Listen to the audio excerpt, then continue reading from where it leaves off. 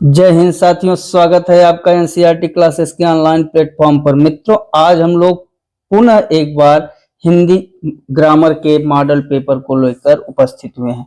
मित्रों, आज हम लोग हिंदी के 30 प्रश्नों को देखेंगे जो कि टेट परीक्षा जूनियर एवं प्राइमरी दोनों लेवल के लिए बहुत ही इंपॉर्टेंट प्रश्न है। तो चलिए देर न करते हुए शुरू किया जाए। हाँ, एक चीज आप लोग जरूर ध्यान दिया करिए कि इन 30 प्रश्न के अलावा मैं एक वो प्रश्न देता हूं जो आपको कमेंट सेक्शन में उसका उत्तर बताना होता है। वहां पे जाके आप लोग कमेंट किया करें। प्रतिदिन कमेंट बॉक्स में जो सबसे पहले उत्तर देते हैं, मैं उनके लिए अगले वीडियो में उनका नाम लेता हूं, धन्यवाद देता हूं। और वो भी प्रश्न वो होता है जो कि 2011 से लेकर 2022-23 तक का जो आपका टेट का पेपर हुआ है उसमें आया हुआ वो प्रश्न होता है। तो चलिए शुरू करते हैं। आज का पहला प्रश्न आपके स्क्रीन पर, निम्नलिखित में कौन सी भाषा संस्कृत भाषा की अपभ्रंश है? मैं इसका उत्तर बता दूं डायरेक्ट, फिर आपको इसके बारे में कुछ डिटेल बताऊं। तो जो आपकी पाली भाषा है, पाली भाषा संस्कृत का क्या है? अपभ्रंश है। अब इसके बारे में हम लोग समझते हैं। देखिए, जो आपकी भाषा की जननी है उसे संस्कृत भाषा कहा जाता है। इसे भाषा की जननी भी कहा जाता है। क्या कहा जाता है? जननी। संस्कृत से निकली है क्या? पाली। पाली से निकली है आपकी प्राकृत, और प्राकृत के बाद निकला हुआ है आपका अपभ्रंश। अपभ्रंश, और फिर आपकी निकली है अपभ्रंश से हिंदी। तो इस तरीके से इनका एक के बाद एक चयन बनता है। जो भाषा की जननी है, हम किस भाषा को मानते हैं? संस्कृत भाषा को मानते हैं। संस्कृत का अपभ्रंश है पाली भाषा, पाली भाषा का अपभ्रंश है प्राकृत, प्राकृत का अपभ्रंश अपभ्रंश ही है, और अपभ्रंश से निकला हुआ है क्या? हिंदी। तो यहाँ आप अच्छे से समझ गए। तो कौन सी भाषा संस्कृत की अपभ्रंश है? आपकी पाली भाषा। Next question. नेक्स्ट क्वेश्चन आपके स्क्रीन पर जो दिख रहा है वो है, पूर्वी हिंदी किस अपभ्रंश से विकसित हुई है? अभी इन साहित्य के बारे में आपको हमें पढ़ाना है, लेकिन इसका उत्तर देख लीजिए। ये अर्धमागधी अपभ्रंश है। कौन सा है? अर्धमागधी अपभ्रंश। ये पूर्वी हिंदी जो है इधर बोली जाती हैं। पूर्वी हिंदी में कौन कौन बोलियां आती हैं? तो जो पूर्वी हिंदी है, पूर्वी हिंदी के अंतर्गत आपकी 3 महत्वपूर्ण बोलियां आती हैं जो कि आपकी अवधी, बघेली और छत्तीसगढ़ी होती हैं। अवधी, बघेली और छत्तीसगढ़ी। ठीक है, चूंकि इधर ही पूर्व साइड है तो ये सब पूर्वी हिंदी में आते हैं। इनमें 3 प्रमुख बोलियां कौन कौन सी हैं? अवधी है, बघेली है, छत्तीसगढ़ी। ये जो सौरसैनी है इसके बारे में भी जानिए। सौरसैनी क्या है? सौरसैनी जो है पश्चिमी हिंदी का अपभ्रंश है। किसका है? पश्चिमी हिंदी का। तो इनके बारे में, अब पश्चिमी हिंदी के अंतर्गत सौरसैनी है और सौरसैनी अपभ्रंश पश्चिमी हिंदी में आ रहा है। अब इसके अंतर्गत जो सबसे ज्यादा विकसित भाषा है तो कौन सी है? राजस्थानी है और गुजराती। राजस्थानी और गुजराती। ठीक, तो इतना आप लोग इनके बारे में जानते रहिए, फिर आपको मैं डिटेल इनके बारे में बताऊंगा। लेकिन इतना अभी चूंकि ये पेपर में आ गया है, मॉडल पेपर जैसे प्रश्न को हल करा रहे हैं, तो इतना आप लोग समझते जाइए। नेक्स्ट क्वेश्चन आपका हिंदी ये आ गया है आपके शिक्षण से। हिंदी भाषा में सतत और व्यापक आकलन का उद्देश्य यह जानना है कि, ये शिक्षण से रिलेटेड है। सतत और व्यापक आकलन का मतलब होता है कि बच्चे किस ढंग से तैयारी कर रहे हैं। जब आप किसी भी बच्चे का, मान लीजिए एक बच्चा है और इसका आप सतत मतलब लगातार और व्यापक रूप से आकलन करेंगे तो ये समझ में आएंगे आपको आ जाएगा कि बच्चा सीख क्या रहा है। तो बच्चा सीख क्या रहा है, बच्चा कैसे सीख रहा है, तो ये चीजें बच्चे की पकड़ में आपको आ जाएगी। जैसे ए आपका, मान लीजिए ए फॉर अमित। अमित एक ऐसा लड़का है आपकी कक्षा में जिसके बारे में आपको कुछ नहीं पता है। अब उसका आईक्यू आपको चेक करना है, तो इसका आप सतत एवं व्यापक रूप से मूल्यांकन करना शुरू कर देंगे। प्रतिदिन आप आकलन करेंगे, प्रतिदिन आकलन करेंगे। 1, 2, 3 दिन के अंदर आप ये समझ जाएंगे कि अमित क्या सीख रहा है और कैसे सीख रहा है। तो सबसे अच्छा क्या इसमें ऑप्शन है, बच्चे क्या नहीं जानते इससे कोई मतलब नहीं है। बच्चे किस तरह की त्रुटियां करते हैं ये तो आपका कोई, बच्चे कैसे सीखते हैं सबसे महत्वपूर्ण ये बन रहा है। क्यों? क्योंकि आपको ये समझ में आना चाहिए कि बच्चे क्या कर रहे हैं, कैसे सीख रहे हैं। सबसे महत्वपूर्ण होता है किसी भी शिक्षण का उद्देश्य, किसी भी शिक्षण का उद्देश्य यही जानना होता है कि बच्चे क्या करके सीख रहे हैं, कैसे सीख रहे हैं। मतलब बच्चे शिक्षण में एक चीज आप हमेशा ये याद रखिए कि बच्चों का हित हो और बच्चे कैसे सीखते हैं। मतलब बच्चे का सीखना और बच्चे का हित, ये दोनों अगर दिमाग में आप रखेंगे तभी आपका शिक्षण गलत हो ही नहीं सकता। केवल आपको यही 2 चीजें याद रखना है। नेक्स्ट क्वेश्चन कह रहा है बच्चों में भाषा सीखने की जन्मजात योग्यता होती है, यह विचार किसका है। जैसे पावलोव है, वाइगोस्की है, पार्नी है और चॉम्स्की है। तो इसका जो उत्तर है आपका चॉम्स्की। चूंकि हिंदी में भाषा सीखने की जन्मजात योग्यता होती है, ये डायरेक्ट चॉम्स्की का कथन ही है, चॉम्स्की का कथन ही है। ठीक, और भाषा शिक्षण से चॉम्स्की ही है। ये सब मनोवैज्ञानिक हैं। नेक्स्ट क्वेश्चन आपका कह रहा है एक भाषा शिक्षक के रूप में आपका क्या दायित्व है। साथियों, अगर हम एक भाषा शिक्षक हैं तो सबसे पहला दायित्व हमारा ये बनता है कि मैं जिस बच्चे को सिखा रहा हूं या जिस बच्चे को भाषा हमको पढ़ाना है उसके बारे में जाने कि क्या बच्चा अपने मातृभाषा से कंफर्ट जोन में है या मेरी भाषा से। तो हर एक बच्चा अपने मातृभाषा से रिलेटेड भाषा में कंफर्ट होता है। उसके बाद मैं ये देखूं कि जो वातावरण है मेरे भाषा को समझने लायक वातावरण है या फिर मुझे अपने आप को कम करके बच्चे के वातावरण में घुसने की जरूरत है। तो इसमें भी आपको यही लगेगा कि मुझे बच्चे के वातावरण में घुसने की जरूरत है। खुद एक भाषा शिक्षक होने के नाते आप खुद से प्रश्न भी यही करेंगे और इसको आप विकल्प को अपने देखते चलेंगे। चलिए मैं एक एक विकल्प को पहले पढ़ूं। बच्चों को भाषा सीखने का समृद्ध वातावरण उपलब्ध कराना। किसी भी बच्चे के लिए या व्यक्ति के लिए, यहाँ चूंकि बच्चों की बात हो रही तो बच्चों की बात करें। समृद्ध वातावरण का कोई यहाँ पर मतलब नहीं है। समृद्ध वातावरण हर एक बच्चे के लिए होना मुश्किल काम है, इसलिए ये तो ऑप्शन तुरंत समृद्ध से ही गलत हो गया। नेक्स्ट चलिए देखते हैं विकल्प बच्चों के सीखने के तरीकों के बारे में जानना। बच्चे किस प्रकार से सीख रहे हैं ये तरीका भी इसका एक भाषा शिक्षक के रूप में आपका दायित्व नहीं है।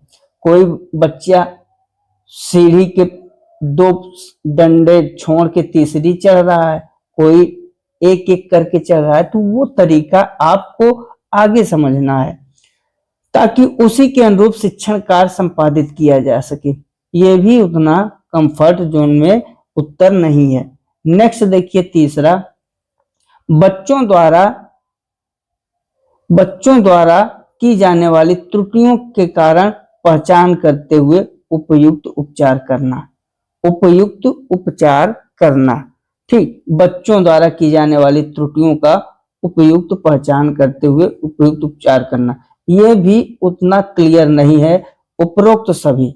अब आइए एक बार हमने पूरा विकल्प अपने अनुसार सोचा, अब मैं देख रहा हूं कि जो इसमें चौथा है वो उपरोक्त सभी है। अब एक बार फिर से पढ़िए तो आप देखिए, चूंकि उपरोक्त सभी आया है तो बच्चे के सीखने के तरीके के बारे में जानना ये भी आपका दायित्व बनेगा। क्यों? अभी तो मैं विकल्प के अनुसार अपने आप को एक उत्तर के लिए डिफाइन कर रहा था, लेकिन जब देख रहा हूं कि उपरोक्त सभी है तब मैं देखूंगा कि क्या, अब इसको एक बार फिर से पढ़ेंगे कि क्या इसमें जो भी शिक्षण कार्य है क्या उससे बच्चे का कोई हित हो रहा है।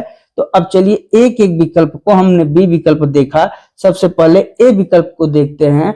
बच्चों को भाषा सीखने का समृद्ध वातावरण उपलब्ध कराना, ये भी वातावरण भी बच्चे के लिए जरूरी है। यहाँ समृद्ध का थोड़ा सा मतलब था, तो समृद्ध भी, इसको आप लोग समृद्ध को अब अनदेखा करेंगे। क्यों अनदेखा करेंगे?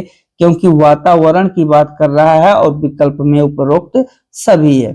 तो यहाँ पर आपका समृद्ध वातावरण उपलब्ध कराने का मतलब है कि एक समुचित वातावरण को उपलब्ध कराना। दूसरा है बच्चे के सीखने के तरीके के बारे में जानना। बिल्कुल, एक टीचर का ये भी दायित्व होता है कि बच्चे के सीखने के बारे में जानना, ताकि उसी के अनुरूप शिक्षण। भाई जब उसका आप तरीका देखेंगे तो तुरंत क्या करेंगे, तरीका देख के उसके अनुरूप कार्य करेंगे। बच्चे का क्या व्यवहार है, किस ढंग से सवाल को सॉल्व कर रहा है, जब तरीका जानेंगे तब आप उसके अनुरूप कार्य करेंगे। तो ये भी विकल्प हद तक सही है। बच्चों द्वारा की जाने वाली त्रुटियां जानेंगे तो उन त्रुटियों को दूर करने का प्रयास करेंगे। इसलिए ये दो तो बहुत अच्छा है। यहाँ समृद्ध का मतलब आप समुचित से लगाइएगा। क्यों? क्योंकि विकल्प में उपरोक्त सभी ऑप्शन है और यही ऑप्शन सही है। क्योंकि वातावरण तो चाहिए लेकिन समृद्ध नहीं, समुचित वातावरण की आवश्यकता होती है। हर व्यक्ति के लिए समृद्ध वातावरण होना जरूरी नहीं है। नेक्स्ट, यहां से कौन विकल्प आपको मिल गया? उपरोक्त सभी। शिक्षण एक ऐसा है कि उसमें आपको सारे विकल्प देख के ही उत्तर देने पड़ते हैं। जब अगर आपने कहीं थोड़ा सा भी अगर पूरा विकल्प नहीं देखा तो 100% श्योर मानिए कि आपका सवाल सही चला जाए, इसके 95% चांस नहीं है। सिर्फ 5% चांस है कि आपका सवाल सही होगा। ठीक है, तो आइए अब प्रश्न को हल कैसे करा जाता है तो हमने बताया। एक बार आपको पूरा करना है, फिर उसमें से आपको पहले उत्तर छानना है। फिर जैसे ही उपरोक्त सभी का ऑप्शन दिखा तो फिर से आपको देखना है कि क्या जो लिखा हुआ है उपरोक्त सभी के अनुसार सटीक बैठ रहा है। तो अब हमको यहाँ पर उपरोक्त सभी के अनुसार सटीक देखा तो पूर्ण रूप से निकल रहा था। वातावरण की जरूरत होती है, यहाँ समृद्ध थोड़ा सा दिक्कत था, तो एक समुचित अपने दिमाग में रखा कि समुचित वातावरण की उपलब्ध कराना होता है। तरीके भी सीखना होते हैं जिससे बच्चे के अनुरूप शिक्षण कार्य कर सकें, और त्रुटियां भी जाननी टीचर का ही काम। सब कुछ समझ में आ गया? उपरोक्त सभी इसका विकल्प मार दिया। नेक्स्ट क्वेश्चन, नाक काटना, नाक कटना। नाक कटना मुहावरे का क्या अर्थ है? नाक कटने का मतलब खून बहाना, बिल्कुल गलत। नाक कटने का मतलब होता है बदनामी होना, नुकसान होना, गलत। इज्जत करना गलत, क्या होता है? बदनामी होना। नेक्स्ट क्वेश्चन आपका कह रहा है न नौमन तेल होगा न राधा नाचेगी। लोकोक्ति का उपयुक्त अर्थ बताइए। जो यहाँ पे न नौमन तेल होगा और न ही राधा नाचेगी, इसका मतलब क्या है? इसका मतलब बड़े लोगों से काम कराना बहुत कठिन होता है, गलत। कार्य करने के लिए कोई असाधारण बहाना बनाना, शर्त रख देना। ठीक, यही आपका उत्तर सही होगा। कार्य करने के लिए कोई असाधारण बहाना बनाना, शर्त रख देना, बिल्कुल सही है। बड़े लोगों की बातें बड़ी होती हैं, गलत। बड़े घर की लड़कियों के नखरे भी बड़े होते हैं, ये भी गलत है। इसका क्या है? कार्य करने के लिए कोई असाधारण बहाना या शर्त रख देना। न नौमन, अब इसको थोड़ा सा समझ लीजिए। हालांकि उत्तर इसका बी सही है। देखिए, न नवमन तेल होगा न राधा नाचेगी। इसका मतलब होता है कि जैसे जैसे हमने कह दिया कि मुझे आपका शर्त मंजूर है, मुझे आपका शर्त मंजूर है, लेकिन मुझे हीरे पन्ने की अंगूठी चाहिए। अब मैं जो उनसे वो मुझसे जो डील किए हैं वो डील किए हैं 50,000 की। अब मैंने कह दिया हीरे की या पन्ने की, जिनकी कीमत आज आसमान को छू रही है, तो ये क्या हुआ? एक असाधारण बहाना हुआ। कोई व्यक्ति 50,000 के लिए 1 लाख, 1.5 लाख, 2 लाख, 2.5 लाख जो भी हीरा पन्ना का रेट है, उससे हमारा जो है हमारी बात मानेगा? नहीं मानेगा। तो बस यही चीजें हैं कि आप किसी भी चीज को ऐसा बहाना बनाएंगे जिससे वो उस शर्त के लिए मंजूर होंगे नहीं। तो कार्य करने के लिए कोई असाधारण बहाना बनाना is the right answer. Next question ये कह रहा है कि भिखारी को भीख दो, इसमें को किस कारक की विभक्ति चिन्ह है? साथियों, यहां भी भिखारी को भीख दो, यहां जो संबंध नहीं, अधिकरण नहीं, करण नहीं, संप्रदान बिल्कुल। संप्रदान में क्या है? को, के लिए। लेकिन इसके साथ साथ ध्यान ये दीजिएगा कि दान प्रथा भी किसमें आती है? संप्रदान में। इसके नाम में ही लिखा हुआ है दान, तो दान की भावना भी किसमें होती है? संप्रदान में। यहाँ भिखारी को भीख दो एक दान की बात कर रहा है, इसलिए यहाँ पर क्या हो जाएगा? संप्रदान। भिखारी के लिए भी भीख दो, ये भी बना सकते हैं। जैसे हरिमोहन को रुपए देता है, जहां देने का काम हो, एक प्रेम भाव में देने की बात हो, उसमें आपको दया भावना रूप में जो काम किया जाए, तो ज्यादातर संप्रदान, जहां दान रिलेटेड वर्क रहेंगे, किसमें जाएगा? किस कारक में? संप्रदान कारक में जाएगा। नेक्स्ट क्वेश्चन, राजपुत्र में समास बताना है। आप सबको पता है राजपुत्र का मतलब होता है राजा का पुत्र। और ये का क्या है? ये का आपका कारक चिन्ह, और कारक चिन्ह किस समास में आता है? सबको पता है, तत्पुरुष समास में। तो यहां से कौन सा विकल्प सही है? D is the right answer. इसमें कौन सा समास होगा? तत्पुरुष समास। नेक्स्ट क्वेश्चन, हवन की सामग्री के लिए एक शब्द क्या होगा? अगर हवन की सामग्री के लिए हमें एक करना है, छवि बिल्कुल गलत, हवि बिल्कुल, रवि बिल्कुल गलत। क्या सही होगा? हवन के लिए हवन के लिए हवि ही होता है। यहाँ हवि जो है, थोड़ा सा ध्यान दीजिए, ये जो हवि होता है, कुंड होता, हमने कुंड गलत, रवि गलत, छवि। क्योंकि ये जो हवि है ना, हवि का मतलब क्या होता है? हवन, ठीक। लेकिन ये जो हवि है, हवि का ही एक रूप है क्या? हवन। जो कुंड होता है, कुंड आपका, इसमें हवन सामग्री के लिए कुंड आपका अलग अलग भी होता है। जैसे एक हवन सामग्री का कुंड, दाह संस्कार का कुंड, सबके कुंड अलग अलग होते हैं। तो यहाँ हवन के लिए अगर हवन की सामग्री के लिए एक शब्द हो, क्या सही होगा? B is the right answer. Next question, परमार्थ में का संधि विच्छेद करना है। जो ये परमार्थ है, इसका आपको संधि विच्छेद करना है। मैंने परमार्थ पहले आप लिख लीजिए, फिर मैं अपने ट्रिक और अपने वीडियो के बारे में बताऊं। मैंने क्या कहा था कि अगर कोई सार्थक शब्द आए, जब सार्थक शब्द आता है तो केवल 3 संधियां बनती हैं। शुरुआत में अगर कोई सार्थक शब्द आएगा, कितनी संधियां बनेगी? 3। वो कौन होगा? या तो दीर्घ होगा, या तो गुण होगा, या फिर वृद्धि होगा। ये 3 संधियां बननी है। अब दीर्घ कब होगा? जब सार्थक शब्द के बाद आ की मात्रा, बड़ी ई की मात्रा, आ की मात्रा, बड़ी ई की मात्रा, बड़ा ऊ की मात्रा, बड़ा री की मात्रा। ये 4 दशाओं में कौन सा संधि होता है आपका दीर्घ। गुण के लिए ए की मात्रा, ओ की मात्रा, अर और अल, इन दशाओं में यहां परमार्थ लिखिए। परमार्थ, और परमार्थ को हमने जब बताया था क्या संधि के बारे में, तो सार्थक शब्द, सार्थक शब्द, और इसमें 3 दीर्घ, गुण और वृद्धि। और गुण कब होगा?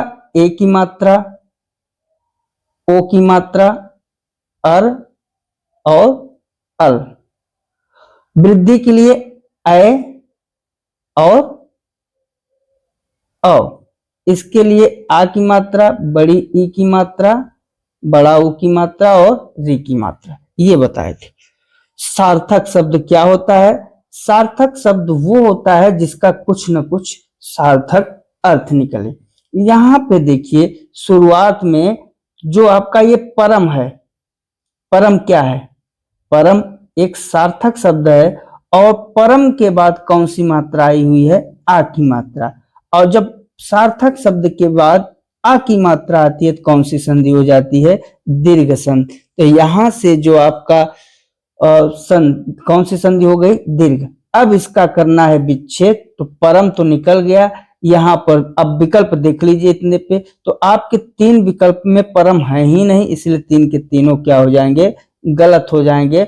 आपका पहला विकल्प सही हो जाएगा।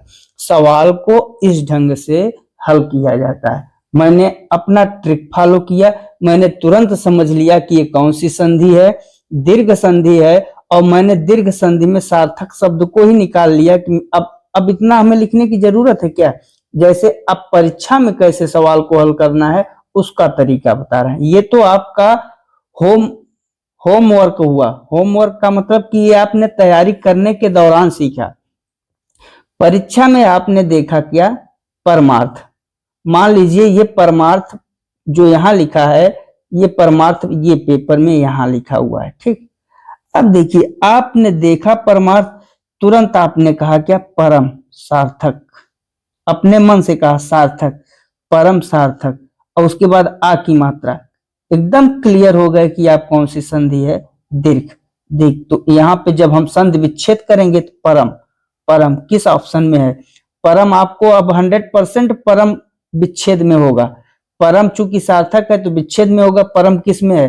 किसी में नहीं है। ये भी गलत, ये भी गलत, ये भी गलत। कौन सा सही?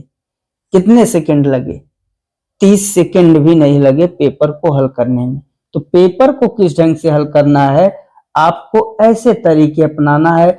इसीलिए जो लॉन्ग वीडियो दिया जाता है, लॉन्ग वीडियो में आपको हमेशा तैयारी और पेपर को कैसे हल करना है उसका तरीका बताया जाता है।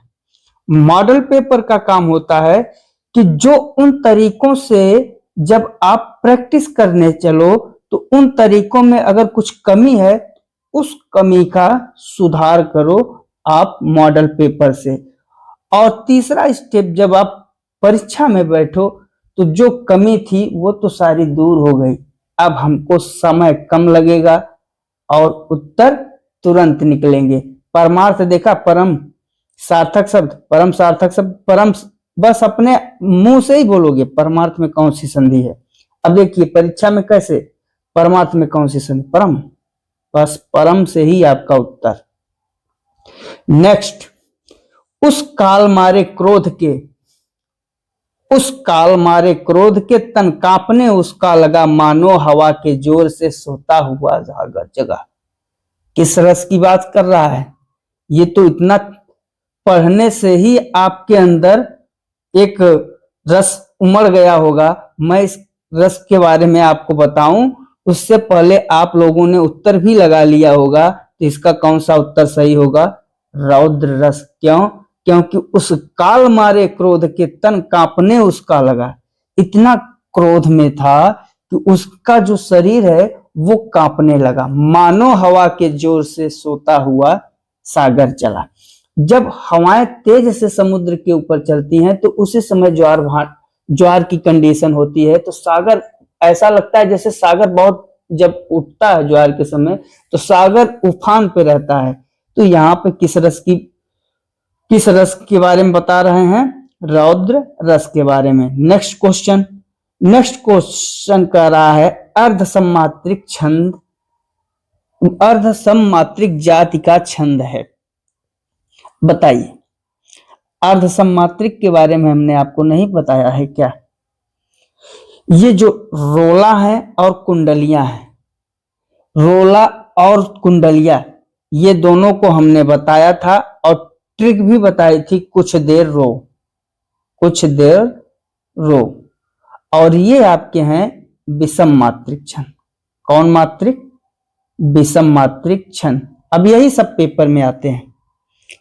पेपर आपको स्मार्ट बनाता है कि पेपर में जो प्रश्न पूछा जाएगा, अब आप थोड़ा सा भी अगर आपने लॉन्ग वीडियो मन लगा के देखा होता या देखा है तो आपको इस प्रश्न में कुछ है ही नहीं। हमने साफ साफ बताया था कि छंद जो है 3 प्रकार की हैं। कौन कौन? वार्णिक और मात्रिक, और मात्रिक में भी अर्धसम, विषम। तो दोहा और कुंडलिया, रोला और कुंडलिया क्या हो गया आपका? विषम मात्रिक छंद हो गया। और इसमें बचा क्या? चौपाई। तो चौपाई और रोला,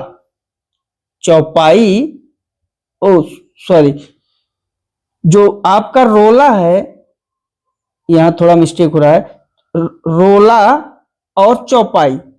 और चौपाई ये सम मात्रिक है। और कुंडलिया और छप्पय, कुछ देर रोक, ध्यान नहीं दिया, इसीलिए ट्रिक क्या होता है, सरल तो करता है, थोड़ा सा दिमाग स्किप किया। कुंडलिया और छप्पय ये किस में आते हैं? विषम मात्रिक में। आपने नोट्स बनाया होगा तो वहां देखिए डायरेक्ट हमने ऐसे ही लिखाया है और इसका ट्रिक दिया था, कुछ देर रो। कु का मतलब कुंडलिया, छ का मतलब छप्पय, दे का मतलब दोहा और र का मतलब रोला। यानी जो दोहा और रोला से मिलकर बने वो क्या हो जाता है? कुंडलिया। और जो रोला और उल्लाला से मिलकर बने वो क्या हो जाता है? छप्पय। तो इस ट्रिक के माध्यम से हमने बताया था कुंडलिया और छप्पय क्या है? विषम मात्रिक है। रोला और चौपाई क्या है? सम मात्रिक है।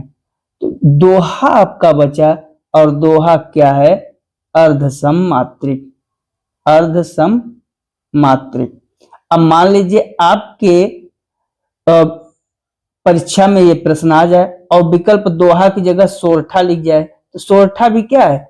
सोरठा भी अर्धसम मात्रिक छंद है। क्यों? क्योंकि दोहा सोरठा का उल्टा, सोरठा दोहा का उल्टा, ये दोनों क्या है? एक दूसरे के विपरीत और दोनों अर्धसम मात्रिक है। समझ में आया?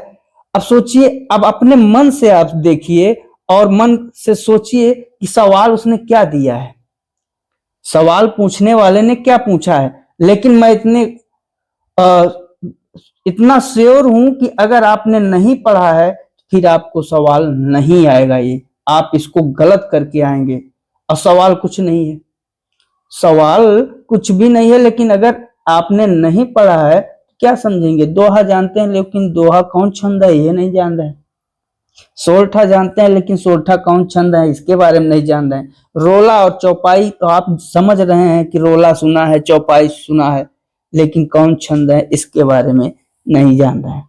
तो इनको भी समझते जाइए। या ऐसे ही प्रश्न बनते हैं, आपको प्रश्न छोटे ही रहेंगे लेकिन अगर पढ़े नहीं है ना तो समझ के बाहर चले जाते हैं और आप छोटी सी गलती में मिस्टेक कर देते हैं। तो इन गलतियों से बचना है।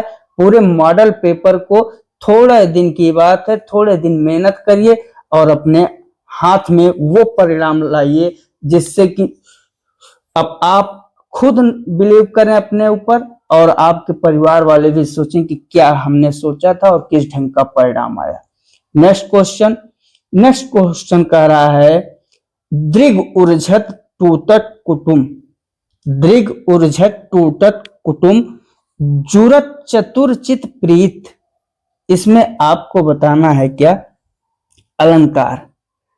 दृग ऊर्झत टूटत कुटुम, जुरत चतुरचित प्रीत, परति गांठ दुर्जन हिये, परत गांठ दुर्जन हिये, दई नई यह रीत।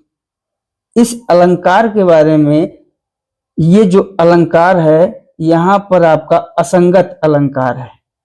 असंगत अलंकार के बारे में आपको हम बता दें कि जब कोई काम कहीं और होता है, इसको हमने बताया नहीं है अपने वीडियो में, इसलिए आपको मैं यहाँ पर बताने की प्रयास में हूं कि यहाँ से आप इसको समझ जाइए।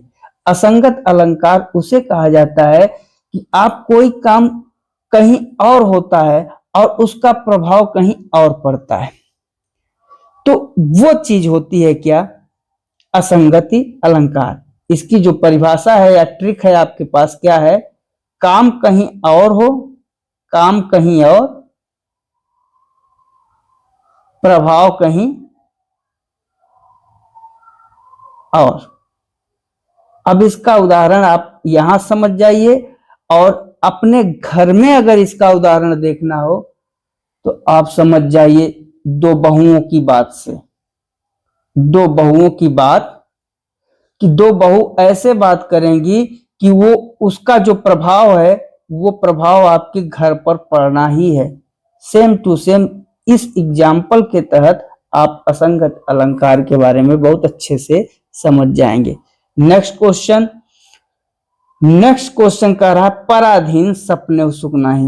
ये जो पंक्ति है, ये पंक्ति किसकी लिखी गई है? तो पराधीन सपने सुख नाही जो तुलसीदास जी हैं, तुलसीदास जी द्वारा लिखी गई ये पंक्ति है। तुलसीदास अकबर कालीन कवि थी, अकबर कालीन, ठीक, मतलब अकबर के समय के कवि थी। इनके जो गुरु थे उनका क्या नाम था? तो इनके जो गुरु थे नरसिंह दास नाम था। क्या नाम था? नरसिंह दास। इसलिए बता देना कहीं ऐसा न हो किया जाए। इनके माता का क्या नाम था? इनके माता का नाम हुलसी था, हुलसी।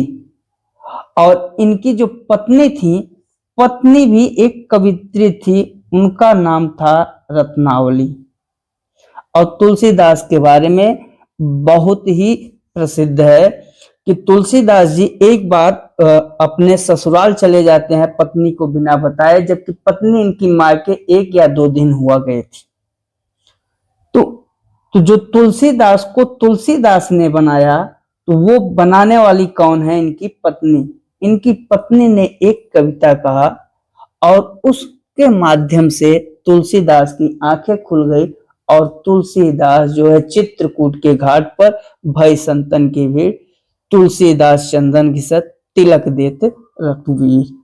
तो तुलसीदास की जो पत्नी थी, उन्होंने क्या कहा था तुलसीदास के लिए? लाज न लागत आपको दौरे वायु नाथ, धिक धिक ऐसे प्रेम को कहा करूं मैं नाथ। अस्थि चर्म में देह में तामे ऐसी प्रीत, तैसी जह श्री राम में होत न तो भव। इतना ज्यादा लताड़ा तुलसीदास को उनकी पत्नी ने कि फिर तुलसी ने कभी रत्नावली को नहीं देखा, और कहा जाता है कि वहीं से उन्होंने संन्यास लिया और नरसिंह दास गुरु से शिक्षा दीक्षा लेकर राम की भक्ति में लग गए।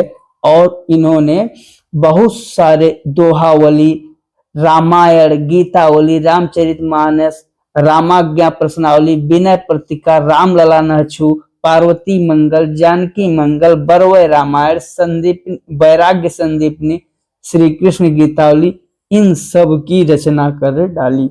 ठीक है, तो ये आपके तुलसीदास जी हैं। चलिए नेक्स्ट क्वेश्चन कह रहा है फूल का पर्यायवाची नहीं है। ध्यान दीजिएगा, हमने पहला ऑप्शन डायरेक्ट देख लिया, तो हमने कहा फूल का पर्यायवाची तो सुमन है, पुष्प भी दिख रहा है। तो यहाँ ऐसे ही होता है, जो फूल है फूल का पर्यायवाची नहीं है। इसको बहुत अंडरलाइन कर लिया करिए, कभी कभी ये प्रश्न गलत कर देते हैं। अभी हमने खुद ही फूल का पर्यायवाची बोला तो देखा सुमन और पुष्प दोनों दिख रहे थे, तो हमने सोचा कि ये तो दोनों हैं, आगे हमने पढ़ा ही नहीं। तो ये आप लोग भी समझिएगा, इसमें कह रहा है फूल का पर्यायवाची नहीं है, तो सुमन भी फूल का पर्यायवाची है, पुष्प भी है, कुसुम भी होता है, कौन सा नहीं है? तनुजा। तनुजा जो है फूल का पर्यायवाची नहीं है। तनुजा किसको कहा जाता है? पुत्री को। पुत्री को क्या कहा जाता है? तनुजा कहा जाता है।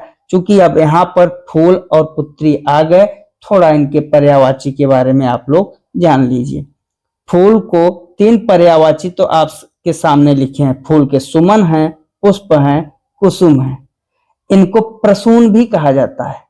क्या कहा जाता है? प्रसून। इनको गुल भी कहा जाता है। ठीक, तो ये तो सुमन, पुष्प, कुसुम, प्रसून, गुल, ऐसे याद करिए। तनुजा मतलब पुत्री। पुत्री को जो है आत्मजा भी कहते हैं हम लोग। आप देखेंगे किसी शादी के कार्ड में, तो शादी के कार्ड में लिखा रहता है आत्मजा आय कुमारी फला, तो आत्मजा भी इनको कहते हैं। इनको सुत से सुता भी कहते हैं। सुत पुत्र को कहते हैं, सुता पुत्री को कहते हैं, तनया भी कहते हैं। मतलब आप अगर थोड़ा सा भावनात्मक दृष्टि से सोचिए तो तनया ऐसा लगेगा कितना लाचार शब्द है। इनको दुहिता भी कहा जाता है, लड़की भी कहते हैं। ये सब पुत्री के क्या हैं? पर्यायवाची हैं। बेटी भी कहा जाता है, और बेटी बेटा। ठीक, तो ये सब पुत्री के पर्यायवाची आप लोग याद रखिए। नेक्स्ट क्वेश्चन, श्री गणेश का विलोम। बहुत अच्छा सवाल। श्री गणेश का मतलब होता है शुरुआत, और शुरुआत का जो विलोम है वो क्या है? अंत। अगर अंत है तो ठीक है, अंत नहीं है तो इतिश्री का मतलब भी होता है अंत। तो यहां पर देख लीजिए श्री गणेश का जो विलोम पूछ रहा है तो लिखा क्या है? तो श्री गणेश का इतिश्री मिल गया, यही आपका उत्तर होगा। नेक्स्ट क्वेश्चन देखिए, निम्नलिखित में देवनागरी लिपि की कौन सी विशेषता नहीं है? यहाँ देवनागरी लिपि की विशेषता के बारे में कह रहा है। देवनागरी लिपि की विशेषता आपको बताना है। तो देवनागरी लिपि के बारे में मैं बता दूं तो देवनागरी लिपि के बारे में एक ध्वनि के लिए प्राय एक ही वर्ण चिन्ह है। बिल्कुल देवनागरी लिपि यही है। अगर क वर्ण है तो इसके लिए ये चिन्ह नहीं है, सिर्फ यही है। तो ये देवनागरी लिपि की विशेषता ये सही है आपका, इसमें नहीं है पूछा है, ध्यान दीजिएगा। कुछ वर्षों की जगह वर्णों लिख दीजिए, वर्णों होना चाहिए। कुछ वर्णों का उच्चारण नहीं होता, ऐसा कोई देवनागरी लिपि में वर्ण नहीं है जिसका उच्चारण न हो। आपका कौन सा विकल्प गलत है और प्रश्न के अनुसार सही है? यही। यहाँ वर्षों की जगह ध्यान दीजिएगा, वर्षों की जगह क्या है? वर्णों है। नेक्स्ट क्वेश्चन, और बाकी तीनों विकल्प सही दिख रहे हैं। जैसा उच्चारण वैसा बिल्कुल सही। स्वर व्यंजन का वैज्ञानिक वर्गीकरण ये भी सही है। नेक्स्ट क्वेश्चन, दूरदर्शन ने आज अंताक्षरी का सुंदर कार्यक्रम प्रसारित किया। अब यहाँ पर जो है आपको अंताक्षरी जो लिखा हुआ है इसका शुद्ध रूप बताना है कि ये शुद्ध रूप क्या होता है। अंताक्षरी का जो शुद्ध रूप होता है, हम लोग अंताक्षरी नहीं कहते हैं, अंत्याक्षरी कहते हैं। अंत्याक्षरी कौन सा हो जाएगा? देखिए अंताक्षरी, ये भी गलत, ये भी, यही ए सही है। A is the right answer. Next question, यहाँ पर एक चीज ध्यान दीजिएगा, अंत्याक्षरी में ये बिंदी नहीं होनी चाहिए। अंत्याक्षरी इस ढंग से लिखा जाएगा, इसको हम बता रहे हैं अंत्याक्षरी, ऐसे लिखा जाता है। ठीक, तो नेक्स्ट क्वेश्चन कह रहा है धर्मशाला रचना के आधार पर किस शब्द, आपको रचना के आधार पर किस शब्द में भेद आता है? धर्मशाला एक शब्द है, ये रचना के आधार पर आपको बताना है। मैंने रचना के आधार पर कितने बताए हैं शब्द, याद करिए। अब उसमें आपको इनमें से आपको बताना है। सबसे पहले आपको सवाल को हल करने के पहले दिमाग में लाना होगा कि रचना के आधार पर हमने शब्द को कितना बताया। तुरंत दिमाग में आ जाना चाहिए कि रूढ़, योग रूढ़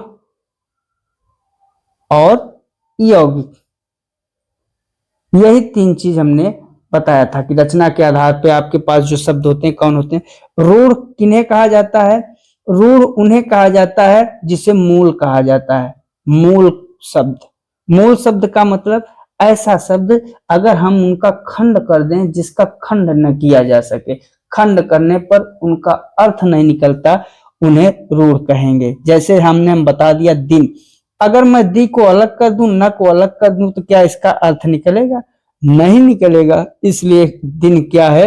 रूढ़ शब्द है। तो यहाँ धर्मशाला की बात कर रहा है। योग रूढ़ का जो उदाहरण है, सबके सब बहुब्रीहि समास जो होता है वो सब के सब योग रूढ़ शब्द होते हैं। जैसे लंबोदर, गजानन, दशानन, तो ये सब आपके कौन से हो गए? आपके योग रूढ़। यौगिक, यौगिक क्या है? दो अलग अलग शब्द आपस में जुड़ते हैं और जुड़कर एक शब्द का निर्माण करते हैं, उसे कौन सा कहा जाता है? यौगिक शब्द कहा जाता है, अयौगिक कहा जाता है। और योग, अब आइए अपने मूल प्रश्न पे। इतना आप अपने दिमाग में रिमाइंड कर लिया, अब चलिए मूल पे। यहां पर देखिए लिखा है क्या? धर्मशाला। शाला अलग है, धर्म अलग है, अर्थात दो शब्द आके मिले हुए हैं, तो किस में जाएगा? यौगिक में जाएगा। कौन उत्तर सही होगा? आपका B is the right answer. इस ढंग से सवाल को हल करना होता है। अब ये आप सोच रहे हैं कि इसमें तो 1 मिनट 2 मिनट नहीं, इसमें एक भी से ज्यादा से ज्यादा 20 सेकेंड भी नहीं लगी हैं। कैसे करते हैं सवाल को, इतना आपने समझ लिया, दिखाते हैं। आपने तुरंत देखा रचना के आधार पर माइंड में आ गया रूढ़, यौगिक और योग रूढ़। योग रूढ़ मतलब बहुब्रीहि। धर्मशाला कोई बहुब्रीहि का उदाहरण है ही नहीं, बहुब्रीहि समास नहीं है। अब आपने तुरंत अपने दिमाग से क्लियर कर रहे हैं, रूढ़ हो ही नहीं सकता, क्योंकि इसको हम तोड़ेंगे दोनों का अर्थ निकल रहा है, और रूढ़ का मतलब होता है कि अर्थ नहीं निकलेगा जिस अगर अलग अलग तोड़ देंगे। इसका मतलब कौन सा है? यौगिक। बच्चा जब दो नहीं है, तीसरा ही तो होगा। नेक्स्ट क्वेश्चन, पराजय में उपसर्ग बताना है। पराजय में उपसर्ग, कौन सा उपसर्ग है पराजय में? तो पराजय में जो उपसर्ग है, उपसर्ग को तो हमने बहुत अच्छे से बताया हुआ है, बता भी सकते हैं आप लोग, सब लोग बता भी सकते हैं। कौन सा उपसर्ग है? परा, प्र, परा, उपनिष, निरदिश, ये सब उपसर्ग ही हैं। नेक्स्ट क्वेश्चन, निम्नलिखित में से कौन सा एक युग्म सही सुमेलित है? अब आपको देखिए विराम चिन्ह आया, जो कि हर साल प्रश्न आते हैं विराम चिन्ह के बारे में, इनसे प्रश्न आते हैं। इन पर वीडियो भी बना हुआ है, वीडियो आप देख लीजिए और अपने आप को कंफर्म कर लीजिए कि कौन चिन्ह किसका। अर्धविराम, अर्धविराम इसमें सुमेलित नहीं है, पूछ रहा है, ध्यान दीजिएगा, सुमेलित नहीं है। फिर यहाँ अभी हम कंफ्यूज हुए, क्यों? क्योंकि अर्धविराम का एक चिन्ह होता है, तो हमने कहा हाँ ये तो सही है, तो क्या पूछ रहा है? तो ये चीज आपको हमेशा प्रश्न में ध्यान देना है। निम्नलिखित में कौन सा एक युग्म सही सुमेलित नहीं है? अर्धविराम सुमेलित है, अल्प विराम ये भी सुमेलित है। अब आप देखिए कि जो लाघव है, लाघव को, जो लाघव है, लाघव को इस ढंग का चिन्ह दिया जाता है, ये भी है। लोप, लोप का ये तो योजक का चिन्ह है। लोप का जो चिन्ह होता है, कुछ ऐसे बिंदी डॉट डॉट डॉट करके लिखा होता है, इसे कहा जाता है लोप चिन्ह। ठीक, तो कौन सा नहीं सुमेलित है? सिर्फ यही एक ऐसा है जो नहीं सुमेलित है। नेक्स्ट क्वेश्चन देखिए, नेक्स्ट क्वेश्चन कह रहा है निम्नलिखित में से विशेषण आपको बताना है। बहुत अच्छा, विशेषण क्या होता है? जो संज्ञा या सर्वनाम की विशेषता बताए, सर्वनाम की विशेषता बताए, या तो ये संज्ञा होगा या तो सर्वनाम की विशेषता बताएगा। अगर कोई संज्ञा सर्वनाम की विशेषता बताए, अगर अकेले विशेषण शब्द को करना है तो विशेषण का मतलब ही होता है विशेष, विशेष। तो यहाँ पे शीतलता, ता ता आ रहा है, इसलिए कौन सी संज्ञा हो जाएगी? ये तो संज्ञा है, भाववाचक संज्ञा। वृद्धि, बल, नया, अब इसमें से आपको विशेषण छांटना है, और आपका ये जो नया है, नया एक प्रकार का विशेषण है, जिसे हम किस विशेषण में ले जाएंगे? गुणवाचक, क्योंकि नया एक गुण है, गुणवाचक विशेषण में। ठीक है।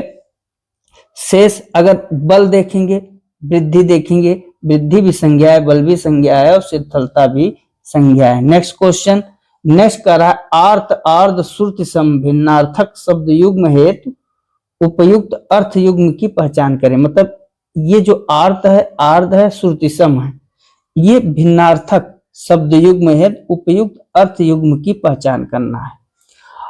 आर्त आर्ध श्रुतिसम, दुखी सुखी, दुखी गीला, दुखी सुगंध, तो उपयुक्त दुखी सुगंध, आवाज गीला, तो इनका दुखी सुखी तो हो ही नहीं सकता। दुखी सुगंध ये भी नहीं होगा, आवाज गीला ये भी नहीं होगा, क्या होगा? दुखी और गीला।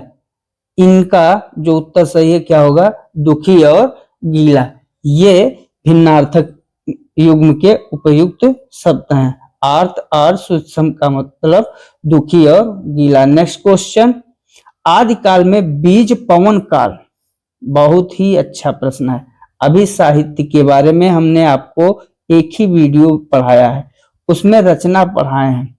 अभी आपको सब काल के बारे में बताना है। यही दो ऐसे टॉपिक हैं, एक साहित्य से रिलेटेड और एक आपका ये विकास से रिलेटेड। यही दो टॉपिक पढ़ा के अगर मैं आपको मॉडल पेपर करा दूं तो पूरी की पूरी हिंदी आपकी समाप्त है। आदिकाल को बीज पवन काल आदिकाल को बीज पवन काल नाम किसने दिया? तो जो बीज पवन काल नाम दिया था, ये बीज पवन काल नाम देने वाले हमारे कवि कौन थे आदिकाल को? तो आदिकाल को अभी मैं बताऊं, आदिकाल को बीज पवन नाम किसने दिया? अभी अगर मैं बताऊं तो कौन से हैं? महावीर प्रसाद द्विवेदी। ये महावीर प्रसाद द्विवेदी के नाम पर ही द्विवेदी युग पड़ा। जो आदिकाल है, इसके अन्य जो साहित्यकार हैं, इसके अलग अलग नाम दिए हैं। बहुत से आदिकाल के नाम है, जैसे आदिकाल का बीज पवन काल भी नाम है। आदिकाल को आदिकाल भी कहा जाता है, जिसको हजारी प्रसाद द्विवेदी ने नाम दिया था। आदिकाल को ही वीर गाथा काल। चलिए आदिकाल के कुछ नाम और उनके कवि के बारे में मैं यही जिक्र कर दूं। आदिकाल को देखिए, वीरगाथा, ऐसे शॉर्ट में लिख रहा हूं। वीरगाथा किसने कहा था? रामचंद्र शुक्ल ने। ठीक। आदिकाल को आदिकाल किसने कहा था? हजारी प्रसाद द्विवेदी। हजारी प्रसाद द्विवेदी। और आदिकाल को बीज पवन काल किसने कहा? वो आपका उत्तर ही है, महावीर प्रसाद द्विवेदी। आदिकाल को प्रारंभिक काल भी कहते हैं। प्रारंभिक काल किसने कहा? मिश्र बंधु ने। मिश्र बंधु। आदिकाल को अपभ्रंश काल भी कहा जाता है, जिसे धीरेन्द्र वर्मा जी कहते हैं, अपभ्रंश काल। और कवियों ने अलग अलग ढंग से कहा, आप इतना ही जानिए, इतना बहुत है। धीरेन्द्र वर्मा। वैसे इनको चारण काल भी कहा जाता है। चारण काल किसने कहा था? राम कुमार वर्मा। कुमार वर्मा। तो आदिकाल के इतने नाम आप लोग जानते रहिए। नेक्स्ट क्वेश्चन, वागार्थ पत्रिका कहां से प्रकाशित होती है? वागार्थ पत्रिका कोलकाता से प्रकाशित होती है। नेक्स्ट क्वेश्चन आपका क्या है? निम्नलिखित में से कौन सी पुस्तक प्रेमचंद द्वारा लिखित नहीं है? मित्रों, कायाकल्प प्रेमचंद ने लिखा है, रंगभूमि प्रेमचंद ने लिखा है, कर्मभूमि भी प्रेमचंद। जो ध्रुव स्वामी है, इसको लिखने वाले जो हैं उनका क्या नाम है? जयशंकर प्रसाद। इसलिए यही उत्तर आपका सही होगा। नेक्स्ट क्वेश्चन कह रहा है कि निम्नलिखित में से कौन सी पुस्तक प्रेमचंद द्वारा लिखित नहीं है? फिर आ गया वो दूसरा। अब इसमें गबन क्या है, किसने लिखा है? तो गबन आपका प्रेमचंद ने लिखा है। जो निर्मला है, निर्मला किसने लिखा है? निर्मला भी प्रेमचंद ने लिखा है। करुणालय भी। ये जो मंगलसूत्र है, ये मंगलसूत्र किसने लिखा है? मंगलसूत्र लिखने वाले जो हैं आपके, मंगलसूत्र प्रेमचंद की भी तो, और निर्मला भी प्रेमचंद की है, और गबन भी प्रेमचंद की है। ये जो करुणालय है, शायद ये करुणालय जो है जयशंकर प्रसाद की है। करुणालय ये आपकी जयशंकर प्रसाद की है। और ये जयशंकर प्रसाद की नाटक है। क्या है? नाटक। इनके और भी नाटक हैं, ठीक।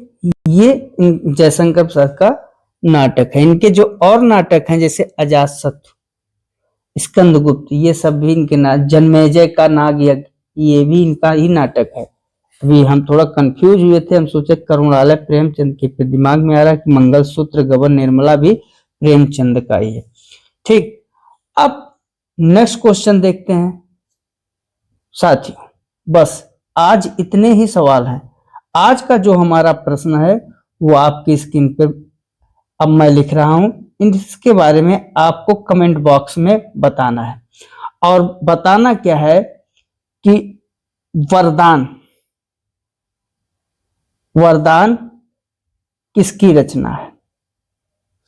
किसकी रचना है? मैं आपको विकल्प भी दे रहा हूं। विकल्प में हजारी प्रसाद द्विवेदी, हजारी प्रसाद द्विवेदी, बी महावीर प्रसाद द्विवेदी, महावीर प्रसाद द्विवेदी, सी जयशंकर प्रसाद, और डी आपका